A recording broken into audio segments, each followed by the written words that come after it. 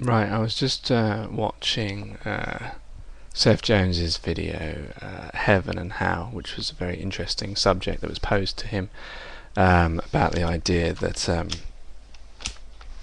is your is your mind erased when you go to heaven and hell? And he was arguing, I think, that just because it's not mentioned in the Bible, so that doesn't necessarily mean that that's the case.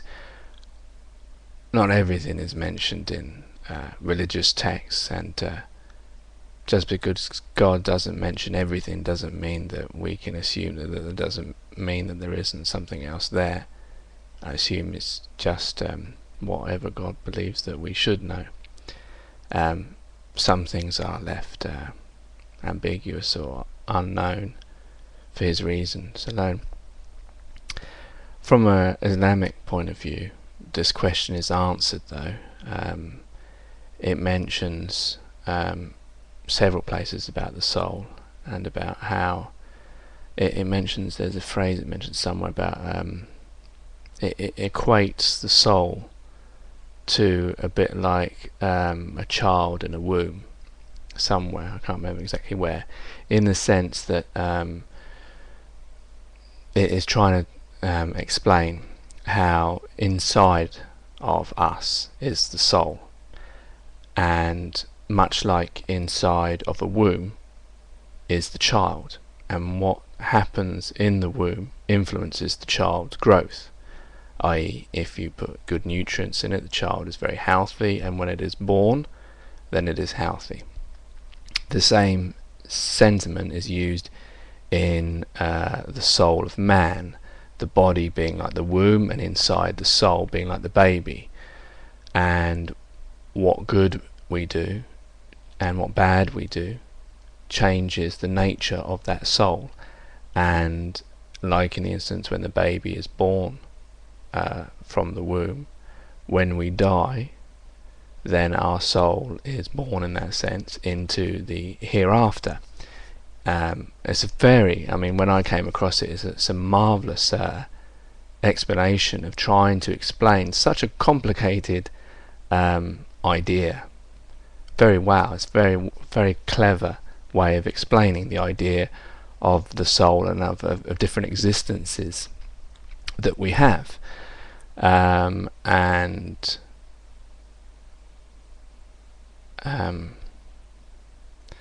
So in that sense, it mentioned, it doesn't seem to, it seems to suggest that we do, whatever is. I don't believe that we're wiped clean as a slate. I believe, what good and bad we do, as long, and then obviously we'll be judged upon which place we will go to. Obviously in the Quran it's not heaven, hell is not forever. It's like a place where the bad that has made our soul bad is purified, much like like a hospital. And then when that soul is purified of all the bad, then it can go to heaven. This may take a long time though, much like rehabilitation of prisoners, I suppose, would be a good idea. But it would be a good way of explaining, I should say. So obviously, then in that sense that the soul is already inside us, and assuming, and I can't see any reason why not, that the soul doesn't contain the parts of us that are our memories and feelings and etc., then there's no reason to believe that when we get to heaven those won't be there. Obviously there is the problem of we're all human. We all obviously I differ on the idea of the original sin concept, but anyway, that's got nothing to do with this at the moment. This is just my way of looking at it, nothing more than that. What was I going to say? I've forgotten now. It was something about obviously there is this problem of we all have sin in us. We all have parts. None of us are perfect. We're not prophets, and there will be if I think certain parts of us won't be there, because if we're in heaven, you would have to be slightly uncorruptible. Because God is going to be there, and you're going to be in His light and love. Maybe that's going to influence the good parts of your soul, and the bad bits will just go, because that's something that God will fix when it's in heaven. Whereas what I mean is, when we're on earth, we have full control over what we do, right and wrong, and we do good and we do bad. Our soul and our way is to do good and do bad. Obviously, in the idea of heaven, we shouldn't be able to do bad in some senses, because if we do bad, then what if you have bad thoughts? All of us have bad thoughts sometimes, or do bad things based on those bad thoughts. And the idea is, the bad thought isn't actually the problem is following those bad thoughts. We can't help what we think, to some extent. So therefore, what would happen if we had those kinds of thoughts, if we actually got to heaven? Because the basis of getting to heaven is if you do more good than bad, like the scale type system. So so maybe you did like 70% good, 30% bad, but what would happen to that 30% bad when you're in heaven? Maybe that goes away and it dissipates because God's love caresses you. I don't know. That is the only little bit of a problem with how much of you goes up there or not.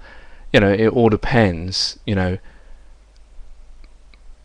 What is us? I suppose what you clarify as us. When we were in the womb, we were a certain. It maybe if you look at the film 2001 and the different stages, maybe in the sense that when we're in the womb, we're a child. We are living. That is part of our existence, but it's nothing that we know when we are when we are born. We don't know what it was like to live then, think then, or etc. What was going on then.